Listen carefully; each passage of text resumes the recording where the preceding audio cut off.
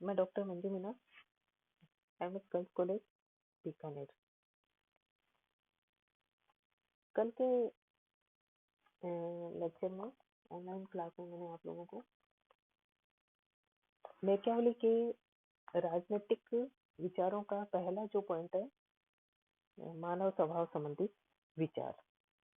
ये मैंने आप लोगों को बताया था। क्योंकि मैकियावेली के राजनीतिक चिंतन का केंद्र बिंदु जो है मानव का स्वभाव है। मैकियावेली के जो राजनीतिक विचार है, उसमें दूसरा जो पॉइंट है मैकियावेली के राज्य संबंधी विचार। यद्यपि मैकियावेली ने राज्य के संबंध में कोई पर्टिकुलर कोई सिद्धांत नहीं दिया, उसकी कोई परिभाषा उन्होंने नहीं बताई। राज्य की उत्पत्ति और विकास के संबंध में भी उन्होंने ऐसे कोई विचार अपने प्रस्तुत नहीं किए। मैकियावेली ने सिर्फ राज्य के संबंध में ये बताया कि तत्कालिक जो इटली की परिस्थितियां थी, उसमें एक राजा को किस प्रकार से शासन जो है संचालित करना चाहिए, जिसे कि उन्होंने राज्य की कला या राज्य की उक्तियों के नाम से भी जो है संबोधित किया है। तो मैकियावेली के राज्य संबंधी जो विचार हैं, जिसमें कि हम सबसे पहले राज्य की उत्पत्ति और प्रकृति से संबंधित विचार जो है लेते हैं। यद्यपि मैकियावेली राज्य को अरस्तु और प्लेटो की तरह से एक स्वाभाविक या प्राकृतिक संस्था जो है मान करके नहीं चलता है, और उसका ये मानना है कि व्यक्ति जो है स्वभाव से बुरा होता है, स्वार्थी होता है, ईर्ष्यालु, झगड़ालू, इस तरह की प्रवृत्तियां जो मानव में होती हैं। जैसा कि हाब्स ने मानव स्वभाव का चित्रण किया है अपनी सोशल कॉन्टेक्ट थ्योरी में, सामाजिक समझौता सिद्धांत में हाब्स भी मानव स्वभाव का चित्रण इसी तरीके का जो है करता है। तो मैकियावेली ये मानता है कि राज्य एक कृत्रिम संस्था है और राज्य का निर्माण जो है समझौते के माध्यम से हुआ है, क्योंकि मनुष्य जो है अपनी और अपनी संपत्ति की सुरक्षा चाहता था और इसीलिए वो राज्य जैसी संस्था का सदस्य जो है बना है। लेकिन इसके साथ साथ राज्य की प्रकृति के संबंध में मैकियावेली ये कहता है कि राज्य जो है अन्य सभी संगठनों से श्रेष्ठ और उच्च है। अन्य सभी संगठन जो है राज्य के अधीन रहकर के कार्य करते हैं, और राज्य ही एक ऐसी संस्था है, एक ऐसा संगठन है जिसके माध्यम से मानव कल्याण के सर्वोच्च लक्ष्य को प्राप्त किया जा सकता है। मानव अपनी आवश्यकताओं की पूर्ति जो है राज्य में रहकर ही पूरा कर सकता है, और इसलिए व्यक्ति का भी ये कर्तव्य है कि वह अपने आप को राज्य की सेवा में जो है समर्पित कर दे या राज्य के लिए अपने कार्य जो है संचालित करे। राज्य संबंधी विचार का जो दूसरा पॉइंट है, वह मैकियावेली जो है राज्य के विस्तार की आवश्यकता के संबंध में बताता है। क्योंकि उस समय की जो तत्कालिक इटली की जो परिस्थितियां थी, उन परिस्थितियों के संदर्भ में उन्होंने अपने विचार जो है वो प्रस्तुत किए हैं। तो राज्य की विस्तार की आवश्यकता का उदाहरण वो मानव के स्वभाव से जो है देते हैं, और वो कहते हैं कि जिस तरीके से मानव का स्वभाव जो है पारे की भांति होता है, जो कि निरंतर बढ़ते रहना चाहता है, उसी प्रकार से एक राज्य को अपने आप को बनाए रखने के लिए, अपने स्थायित्व के लिए, अपने वैभव के लिए एक राज्य को भी बढ़ते रहना चाहिए, और बढ़ते रहने से मतलब है अपनी सीमाओं को जो है बढ़ाने का प्रयास जो है करना चाहिए। और इसके आधार पर मैकियावेली जो है अपने राज्य को दो भागों में बांटता है, एक तो स्वस्थ राज्य और दूसरे हैं अस्वस्थ राज्य। और मैकियावेली के अनुसार स्वस्थ राज्य वह हैं जो कि युद्धशील होते हैं, जो निरंतर जो है संघर्ष में लगे रहते हैं। और इसके संबंध में वो रोमन साम्राज्य का पतन का एक कारण जो है देते हुए कहते हैं, उदाहरण के रूप में जो है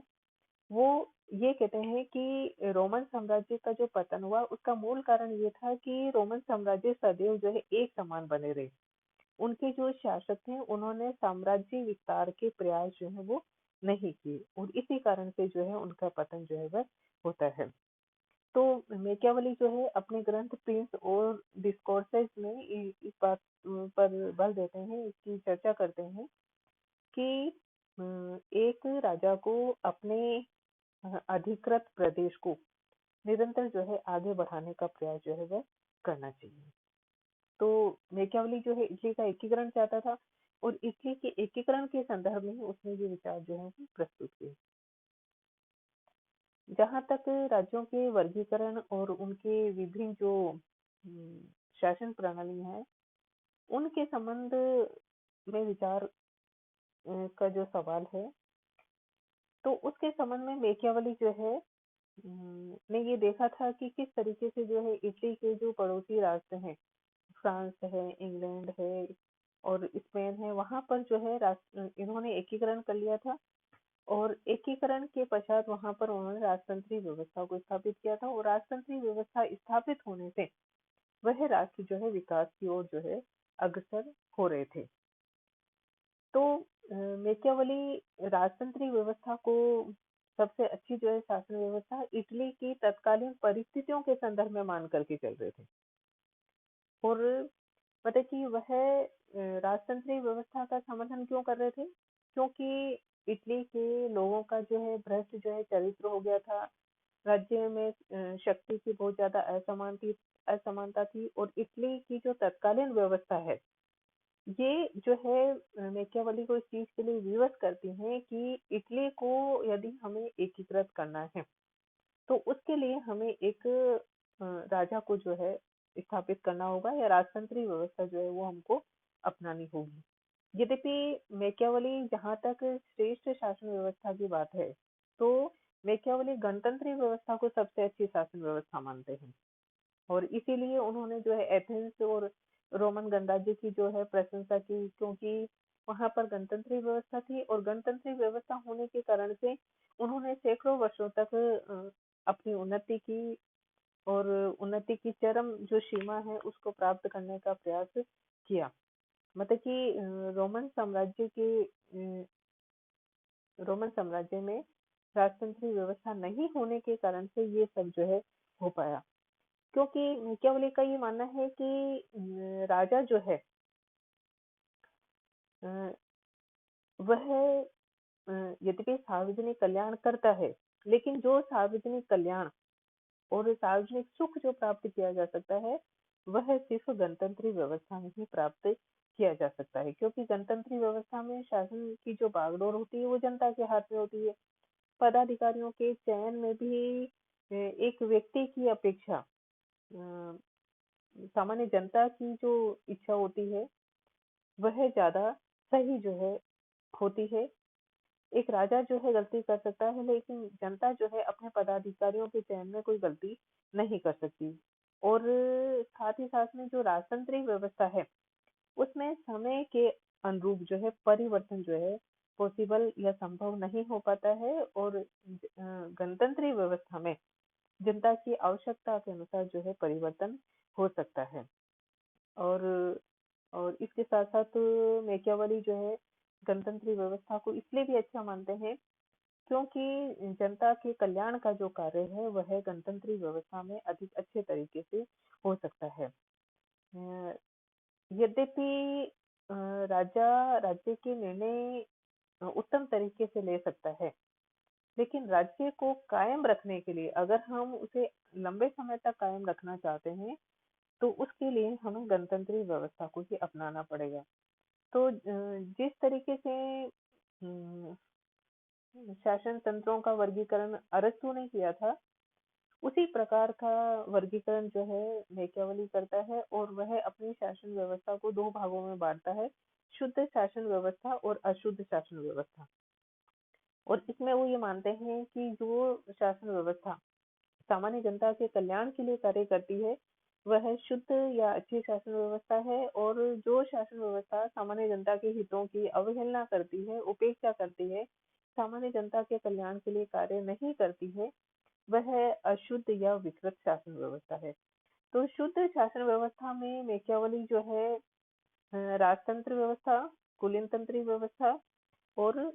वेद जो प्रजातंत्र की या संवैधानिक प्रजातांत्रिक व्यवस्था का नाम जो है वो लेता है। मोनार्की जो है एरिस्टोक्रेसी और कॉन्स्टिट्यूशनल डेमोक्रेसी, इन तीन प्रकार की शासन व्यवस्थाओं की चर्चा जो है मैकियावेली के द्वारा की जाती है। लेकिन यही शासन व्यवस्था जब सामान्य जनता के हितों की अवहेलना करने लग जाती है, उनकी उपेक्षा करने लग जाती है, तो वह विकृत शासन व्यवस्था में परिवर्तित हो जाती है, जिसे कि हम जो है तानाशाही और धनिक तंत्र या वर्ग तंत्र और प्रजातंत्र के नाम से जो है जानते हैं। तो मेकियावली जो है राजतंत्रीय और गणतंत्रीय व्यवस्था में से गणतंत्रीय व्यवस्था को अच्छा मानता है, लेकिन इटली की जो परिस्थितियां थी, उस समय की जो परिस्थितियां थी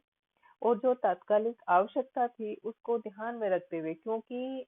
मैकियावेली इटली का सच्चा देशभक्त था और वह अपने पड़ोसी राष्ट्रों की तरह से इटली का भी एकीकरण जो है चाहता था, और उस समय इटली का एकीकरण करने के लिए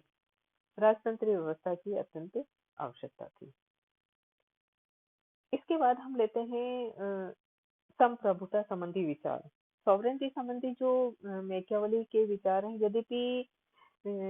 मैकियावेली ने स्पष्ट रूप से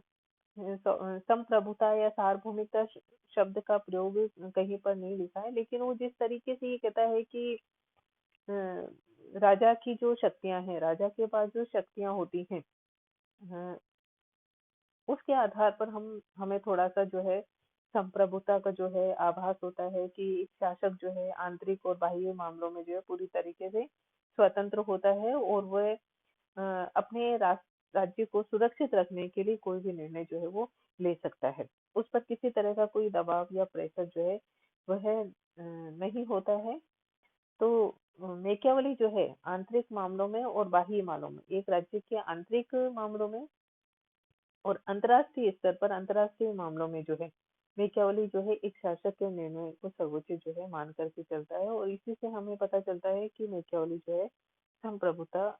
का समर्थन जो है करता है, और मेकियावेली अंतर्राष्ट्रीय मामलों में भी सीमित संप्रभुता की आवश्यकता को स्वीकार करता है। जहाँ तक विधि और विधि निर्माता कानून और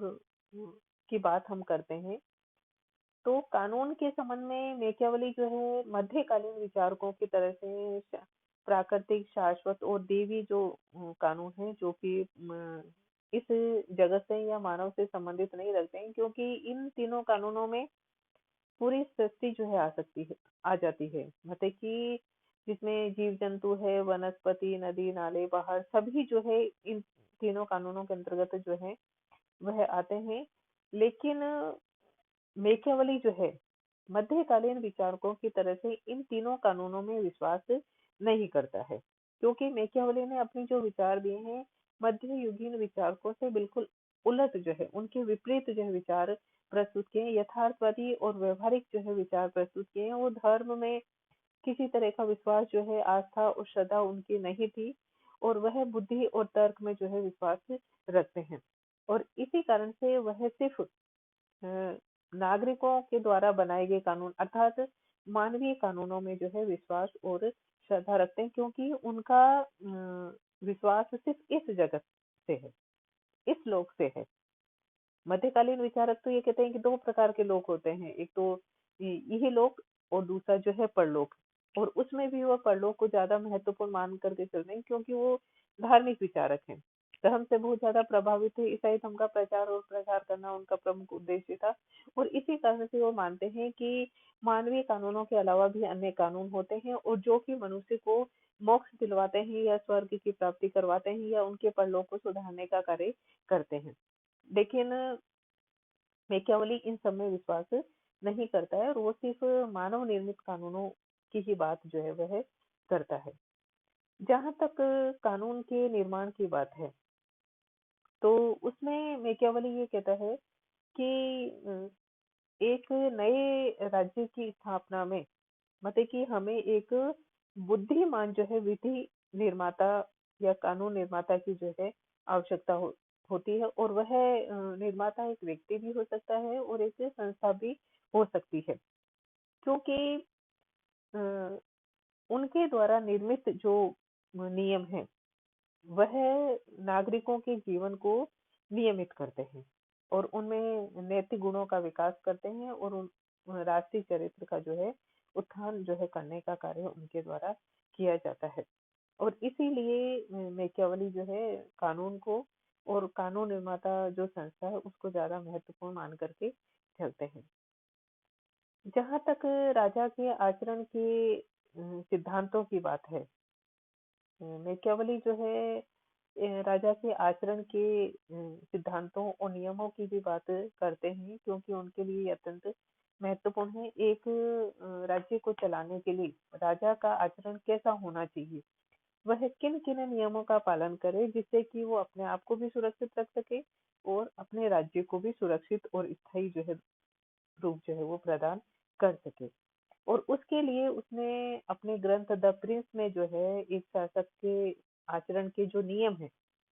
उनको प्रस्तुत करने का जो है प्रयास किया है। और उसमें पहला जो पॉइंट जो है या नियम जो बताते हैं मेकियावली, वह है अधिकाधिक शक्ति का अर्जन। मतलब मेकियावली शक्ति को सबसे अधिक जो है महत्वपूर्ण मान करके चल रहा है। उसकी चिंतन का केंद्र बिंदु जो है शक्ति है। और उसके संबंध में ये कहता है कि एक शासक को अधिकाधिक शक्ति को प्राप्त करने और उस शक्ति को अपने पास बनाए रखने और उसका विस्तार करने का प्रयास जो है वह करना चाहिए, ताकि वह आंतरिक रूप से शांति और व्यवस्था को बनाए रख सके और बाह्य दृष्टि से भी अपने राज्य को जो है सुरक्षित रख सके। क्योंकि एक राजा को अपने राज्य को सुरक्षित रखने के लिए शक्ति की आवश्यकता होती है और उसके लिए वो सभी प्रकार का साधन जो है वो प्रयोग में लाए। मतलब कि साम दाम दंड और भेद, मतलब कि इन सब साधनों को काम में लेते हुए वो शक्ति को प्राप्त करने का प्रयास करे। वो ये कहते हैं कि एक राजा अपने नागरिकों को जो वचन देता है उसका महत्व होता है, लेकिन उसका पालन तभी तक किया जाना चाहिए जहां तक कि राज्य का हित हो। अगर उस वचन के पालन करने से राज्य में कोई अहित हो रहा हो, तो उसे उस वचन को तोड़ने में किसी भी तरीके की हिचक या झिझक जो है महसूस नहीं करनी चाहिए। साथ में ही एक राजा को शेर की भांति चालाक, शेर की भांति शक्तिशाली और लोमड़ी की भांति जो है चालाक होना चाहिए। अगर वह इस तरीके का बहरूपिया है और आवश्यकता पड़ने पर अपने वचन को भंग कर सकता है, तभी वह अपने आप को जो है सुरक्षित रख सकता है। हाँ, तभी वह अपने आप को सुरक्षित रख सकता है, अपने नागरिकों का कल्याण भी कर सकता है और अपने राज्य को भी सुरक्षित रख सकता है। इसके साथ ही मैकियावेली ये भी कहता है अपने ग्रंथ द प्रिंस में कि एक विजयी शासक को, मतलब कि अत्याचार व क्रूरता दोनों का जो है एक साथ जो है प्रदर्शन जो है वह करना चाहिए। मतलब कि राष्ट्र के हित के लिए बड़े से बड़ा जो है विश्वासघात जो है किया जा सकता है, लेकिन ऐसा विश्वासघात बार बार नहीं किया जाए, क्योंकि बार बार ऐसा करना क्रूरता का दुरुपयोग हो सकता है। इसलिए अत्याचार के साथ साथ क्रूरता का प्रदर्शन, ताकि उसके राज्य में जो है जनता उसे भयभीत रह करके और वहाँ के नियमों और कानूनों की पालना जो है कर सके। और राज्य की सुरक्षा के लिए एक राजा को अपनी स्वयं की स्थायी और शक्तिशाली जो है राष्ट्रीय सेना रखनी चाहिए। उसे अपनी सुरक्षा के लिए, राज्य की सुरक्षा के लिए दूसरों के ऊपर या दूसरों की सेना के ऊपर जो है निर्भर नहीं रहना चाहिए, क्योंकि वह विश्वास के काबिल जो है नहीं हो सकती है। राज्य में जो कानून बनाए जाते हैं उन कानूनों की पालना जो है वो कठोरता से करवाई जानी चाहिए, ताकि जो कानून को भंग करने का प्रयास करते हैं उनमें एक तरह का भय जो है वो है बना रहे। जहाँ तक मैंने राज्य के विस्तार की बात कही, तो मेकियावेली यही कहता है कि अगर आपको जीवित रहना है तो अपना विस्तार करो। अगर आप अपना विस्तार नहीं करते हैं, अपने राज्य की सीमाओं का विस्तार नहीं करते हैं, अपनी सेनाओं को इस काम में नहीं लगाए रखते हैं, तो आपका राज्य जो है वह नष्ट हो जाएगा। मतलब कि ग्रीक नगर राज्य जो है इसी कारण से जो है वह नष्ट हुई, क्योंकि युद्ध की जब स्थिति रहती है या युद्ध का सा जब माहौल रहता है, तो नागरिक भी क्या है, अनुशासित रहते हैं, देशभक्त रहते हैं और उनमें एकता और कठोर जीवन की आदत का जो है वह विकास होता है। और इसीलिए एक राजा को जो है अपने राज्य के विस्तार में जो है हमेशा लगा रहना चाहिए। राजा का आचरण जो है भय युक्त होना चाहिए, कि उसकी जनता जो है, उनके कर्मचारी अधिकारी गण जो है वह उनसे भयभीत रहे, लेकिन उनसे घृणा नहीं करें। मतलब कि उसे अपना आचरण ऐसा नहीं बनाना चाहिए कि सामान्य जनता जो है उनसे घृणा जो है वह करने लग जाए। ऐसी स्थिति उसे नहीं बनानी चाहिए। प्रत्येक राजा को जो है दयालु होना चाहिए, लेकिन दयालु होने का मतलब यह नहीं है कि उसकी जो क्षमाशीलता शीलता है उसका कोई लाभ उठाए। देखिए, राजा को अपनी कीर्ति को बढ़ाने के लिए प्रयत्नशील रहना चाहिए, लेकिन इस बात का भी ध्यान रखना चाहिए कि प्रजा जो है उससे घृणा नहीं करे। मतलब कि उसे प्रेम नहीं करे कोई बात नहीं, लेकिन घृणा करने जैसी स्थिति जो है नहीं होनी चाहिए। अपने नागरिकों की संपत्ति उसे नहीं छीननी चाहिए, स्त्रियों के सतीत्व को जो है भंग नहीं करना चाहिए। इन दोनों कार्यों के न होने से अधिकांश जनता जो है सुखी और संतुष्ट रहती है, क्योंकि अधिकतर जनता जो है शांति से रहना चाहती है, कानूनों का पालन करती है, क्योंकि उन्हें लगता है कि कानून उनके हित के लिए है। कुछ तो इसलिए इसकी पालना करते हैं, और कुछ कानून की इसलिए पालना करते हैं क्योंकि उनको ये लगता है कि इसके पीछे जो है दंड की शक्ति है, जो कि उन्हें हमेशा भयभीत रखती है और वो कानूनों की पालना करते हैं। लेकिन फिर भी कुछ व्यक्ति ऐसे होते हैं जो कि दंड से भयभीत नहीं होते हैं और कानूनों की जो है अवहेलना करते हैं। ऐसे व्यक्तियों के लिए कानूनों की आवश्यकता होती है, और इन सब चीजों के लिए उनको अपने राज्य में व्यापार और वाणिज्य जो है उसकी उन्नति में उसे रुचि लेना चाहिए, क्योंकि एक राज्य की जब तक आर्थिक स्थिति सुदृढ़ नहीं होगी तब तक वह अपने राज्य को सशक्त जो है वो नहीं बना सकता है। तो और इसके लिए व्यापार और वाणिज्य की तरफ एक राजा को जो है ध्यान देना होगा। राजा उदार हो, लेकिन साथ ही साथ मितव्ययी भी होना चाहिए। अनावश्यक रूप से उसे खर्च जो है वो नहीं करना चाहिए। कला और साहित्य का जो है संरक्षक होना चाहिए, और जो योग्य है उसे प्रोत्साहित जो है उसे करना चाहिए। सम्मान और पुरस्कार जो है प्रदान किए जाने चाहिए, और इसके लिए एक राजा को चापलूसों से सदैव जो है दूर रहना चाहिए, क्योंकि वह एक राजा को उसका जो उद्देश्य है उससे अलग कर सकते हैं, उससे विचलित जो है कर सकते हैं। तो निपुणता और योग्यता को हमेशा प्रोत्साहित जो है किया जाना चाहिए, लेकिन चापलूसों को हमेशा अपने से दूर रखने का प्रयास जो है वो करना चाहिए। अपने आप को बनाए रखने के लिए, अपने राज्य को बनाए रखने के लिए एक राजा को सदैव जो है शक्ति संतुलन को बनाए रखना चाहिए। मतलब कि अ, उसे ये कोशिश करनी चाहिए कि उसके मित्र जो हैं अधिक से अधिक जो है बने रहें, और उनके मित्र जो है शक्तिशाली हों, और उसके लिए उसे नैतिक अनैतिक, उचित अनुचित और धार्मिक अधार्मिक जो है सभी प्रकार के साधनों का जो है प्रयोग करना चाहिए। ये सदैव जो है मान्य जो है समझे जाते हैं। तो मेकियावली जो है एक यथार्थवादी विचारक है, और यथार्थवादी विचारक होने के कारण से वह इस तरह के विचार जो है प्रस्तुत करता है। तो मेकियावली ने राज्य के उदय, विस्तार और राजा के आचरण के संबंध में जो भी विचार व्यक्त किए हैं, मतलब कि उसे ये साफ दिखाई देता है कि मेकियावली ने राज्य के संबंध में कोई दार्शनिक सिद्धांत जो है प्रतिपादित नहीं किया है, लेकिन उसने राज्य के संबंध में जो विचार प्रस्तुत किए वो बिल्कुल व्यवहारिक जो है विचार हैं, क्योंकि उसने स्वयं जो है अपने पड़ोसी राष्ट्रों की मतलब कि आंतरिक स्थिति को देखा था, वहाँ की विदेश नीति को देखा था, और उसके बाद ही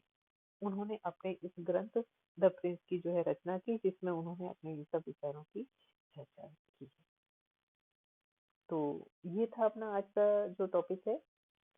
कि राज्य के संबंध में मेकियावली के विचार। मेकियावली के राजनीतिक विचारों को हम जो है ले रहे थे, और उसमें मैंने आप लोगों को ये बताया कि मेकियावली का राज्य के संबंध में क्या विचार है। यद्यपि इसके संबंध में कोई उन्होंने सिद्धांत की रचना नहीं की है, लेकिन व्यवहारिक तौर पर उन्होंने राज्य के संबंध में अपने विचार जो है प्रस्तुत किए। नेक्स्ट क्लास में अपने जो है मेकियावली आधुनिक राजनीतिक चिंतन का जगत मतलब जनक जो है, मेकियावली को आधुनिक राजनीतिक चिंतन का जनक जो है क्यों कहते हैं,